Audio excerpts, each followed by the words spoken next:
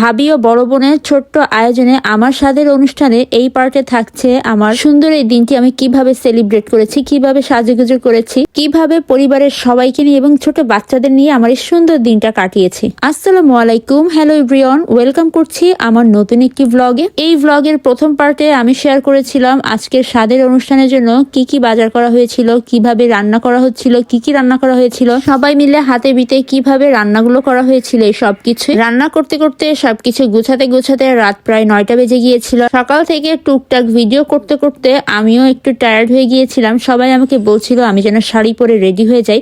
আর আজকের দিনের এই সুন্দর গোলাপি শাড়িটা আমাকে আমার ভাবি গিফট করেছিল আজকের দিনে পরার জন্য। যেহেতু আমার আগে থেকে একটু ধারণা ছিল যে আমার কি বেবি হবে, মানে ছেলে বেবি হবে না মেয়ে বেবি হবে, তার উপর ভিত্তি করেই আজকের থিমটা আমি পিঙ্ক রেখেছিলাম। মানে ভাবিও আমাকে গিফট করেছিল পিঙ্ক শাড়ি, আর ওপাশে মনে হয় পিঙ্ক পিঙ্ক কিছু একটা সাজিয়েছিল। যেহেতু খুব ছোটখাটো অনুষ্ঠান তাই খুব বেশি মনে হয় না সাজানো হয়েছে। আমি এপাশ থেকে রেডি হচ্ছিলাম আর বাচ্চারা ওপাশ থেকে বেলুন ফোলাই সাজাচ্ছিল। আর এদিকে আমি বসে বসে হালকা পাতলা একটু রেডি হচ্ছিলাম। আমার একটু রেডি হইতে ইচ্ছা করতেছিল না, মানে আমার শাড়ি পরা বা এরকম সাজগোজ একটুও করতে ইচ্ছা করতেছিল না। যেহেতু ভরা পেটে খুব বেশিক্ষণ বসাও যায় না, বেশি কথাও বলা যায় না, তাই আমার একটু টায়ার্ডও লাগছিল। যেহেতু ভাবি অনেক শখ করে আমাকে এই শাড়িটা গিফট করেছে যে যেন আমি আজকের দিনে এই শাড়িটা পরি, তাই আর কি পরা। সাথে আপু আমাকে এই সুন্দর করে শাড়িটা পরিয়ে দিয়েছে। আর এই তো এখানে আমি কিছু চুড়ি পরে নিচ্ছিলাম, কিছুই আমার আনা হয়নি বাসা থেকে, তাই যতটুকু যা ছিল আম্মুর আর সাথী আপু সেগুলো দিয়ে সাজুগুজু করতেছিলাম। বাই দা ওয়ে, আজকে আমার গৃহিণী আপুদের জন্য সুন্দর কিছু কিচেন ডেকোর আইটেম দেখাবো। আর এই জিনিসগুলো অনেক আপুই খুঁজতেছিলেন, অনেক আপুকে কি বলবো আমি নিজেও খুঁজতেছিলাম। আমরা যারা আমাদের রান্নার জায়গাটা একটু সুন্দর করে সাজিয়ে রাখতে পছন্দ করি, বা আমরা যারা ফেসবুক পেজ খুলে ব্লগিং এর কাজ করি বা রান্না বান্নার সেক্টরটা একটু বেশি হাইলাইট করি, আমরা চাই যে আমাদের রান্নাঘরটা একটু ডেকোরেশন করে রাখতে বা অডিয়েন্সের সামনে আমাদের রান্নাঘরটা একটু পরিপাটি করে প্রেজেন্ট করতে, তাদের জন্য কিন্তু এই আইটেমগুলো বেস্ট। অনেকেই খুঁজেন কোন পেজ থেকে নিলে ভালো হবে না হবে, অনেকে বুঝতে পারেন না, তাদের জন্য আজকে আমি একটা পেজ সাজেস্ট করব। কাঠের এই কিচেন ডেকোর আইটেমগুলো আমি নিয়েছিলাম ক্রাফট পান্ডা পেজ থেকে। আমি যখন অর্ডার করেছিলাম তখন একটু চিন্তিত ছিলাম যে এদের কাঠের কোয়ালিটি কেমন হবে না হবে, তবে হাতে পাওয়ার পর আমার সেই ধারণা একদমই পাল্টে গেল। তাদের এই প্রোডাক্টগুলোর গুণগত মান এত ভালো ছিল, বিশেষ করে কাঠের কোয়ালিটি। আপনারা যারা কিচেন সাজানোর জন্য এই ধরনের আইটেম খুঁজছিলেন তারা চাইলে নির্দ্বিধায় ক্রাফট পান্ডা পেজ থেকে অর্ডার করে নিতে পারেন। ক্রাফট পান্ডা পেজের নাম আজকের ভিডিওর ডেসক্রিপশন বক্সে আমি মেনশন করে দিয়েছি, আপনারা ইনবক্স করে ফেলেন। হাতে চুড়িগুলো সেট করে নিলাম, গলায় এটা দিব কি দিব না সেটা ভাবতেছিলাম। তো ভাবি বলতেছে যে এটা পর, এটা পরলে ভালো লাগবে, যেহেতু গলা একদম খালি খালি লাগতেছে। তো ভাবি এসেও আমাকে একটু হেল্প করতেছিল, আমার গলায় এটা পরিয়ে দিয়ে দেখতেছিল যে কেমন কি লাগে। তো ভাবি বলতেছিল এটা খুব ভালো লাগতেছে, এটা পরে। তো ব্যাস আমি রেডি হয়ে গেলাম। একটু ফেস পাউডার, আইলাইনার, একটু লিপস্টিক, এই তো আমার হচ্ছে সাজগোজ। খুব বেশি কিছু দিই নাই, কারণ এগুলো উঠাইতে গেলেও আবার অনেক টাইম লাগবে, যেটা আমি করতে চাচ্ছিলাম না। এখন প্রায় 9:30 10টা বেজে গিয়েছে রাত। সবাই আমার জন্য ওয়েট করতেছিল, আমি তো ফুল রেডি। এই তো এখন এইগুলো গুছাবে কে সেটাই চিন্তা করতেছিলাম।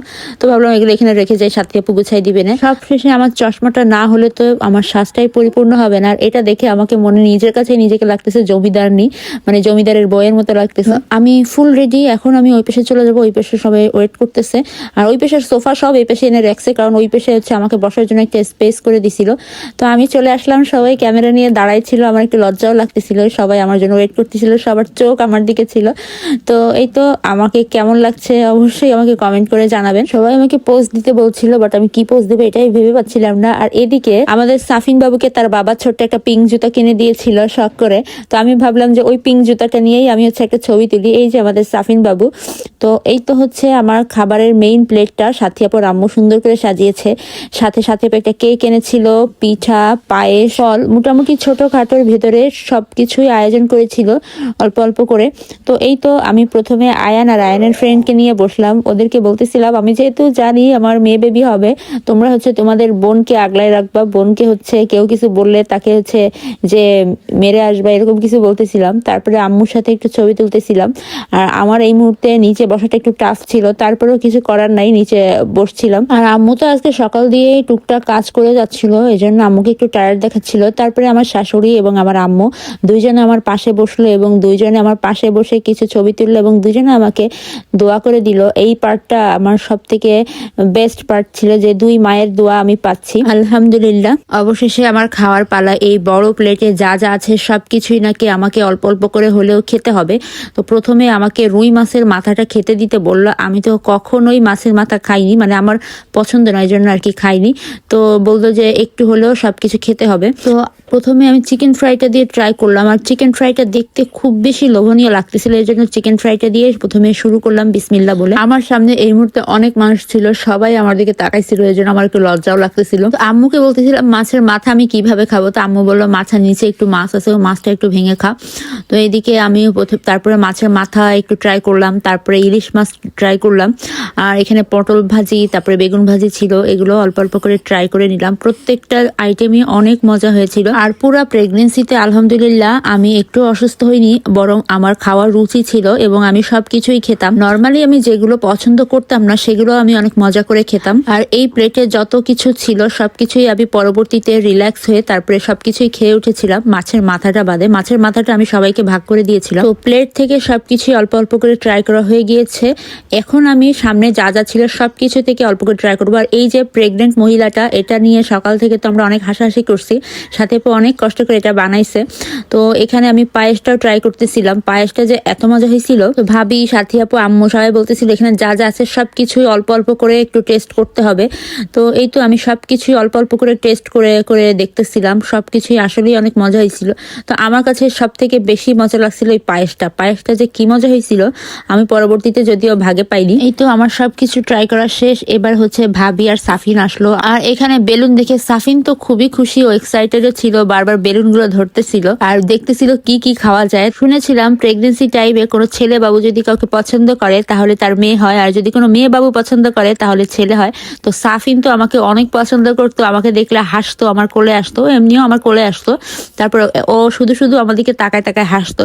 তো সবাই বলতো সাফিন তোকে অনেক পছন্দ করে, তোর কাছে যাইতে চায়, তার মানে তোর মেয়ে বাবু হবে। এবার চলে আসলো আমার ছোট ভাই, আমার ভাই আর ভাবি আমাকে দোয়া করে দিচ্ছিল।